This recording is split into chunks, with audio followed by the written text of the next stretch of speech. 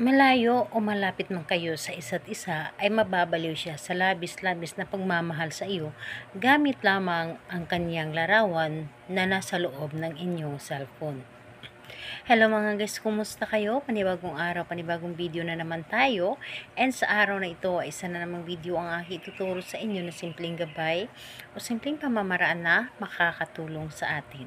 At bago ang lahat, gusto ko lang mag-disclaimer sa mga taong hindi naniniwala at hindi gusto ang mga kagaya nitong video. Please skip this video and maghanap kayo ng videos na gustong gusto nyo dahil ang video na ito ay para lamang ito sa mga taong naniniwala and gusto mag-try. Sa lahat po ng mga nagko-comment po dito sa aking video, dito sa loob ng aking channel, mag-ingat sa lahat ng mga nagre-reply sa inyo na dinadala kayo sa akin ng WhatsApp, Imo app upang makaiwas po tayo sa scam. And ngayon po, ituturo ko sa inyo paano mababaliw sa iyo ng labis-labis ang taong minamahal po ninyo kahit na kayo ay magkalayo sa isa't isa.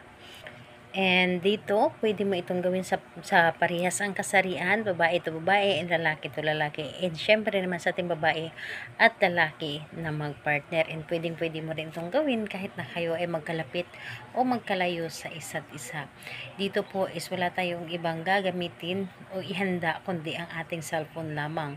Cellphone na kung saan naglalaman ito ng kanyang larawan ng inyong target. And kapag meron na kayo ng larawan niya, kailangan mo lamang dito ihanda ang inyong sarili. Kailangan na buo ang inyong loob, tiwala at paniniwala sa paggawa nito, and dapat hindi ka nagdududa sa inyong dapat na gawin.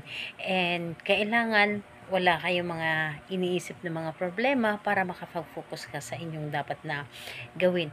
And kung ready ka na, pwede mo na itong simulan. So ang gagawin mo lamang dito, napakadali lamang. Kunin mo ang inyong cellphone na kung saan naglalaman ito ng kanyang larawan. Cellphone na kung saan yung larawan niya is yung clear na photo po. Huwag kayong gumamit na blur na larawan niya. Dapat po ay cleared ito and dapat ay para bang nakatingin siya sa inyo. And huwag kayong gumamit ng larawan na nakatagilid. So ngayon, kapag handa na yung larawan niya, ang gagawin mo lamang dito is titigan mo lamang. Titigan mo na may buong pagmamahal.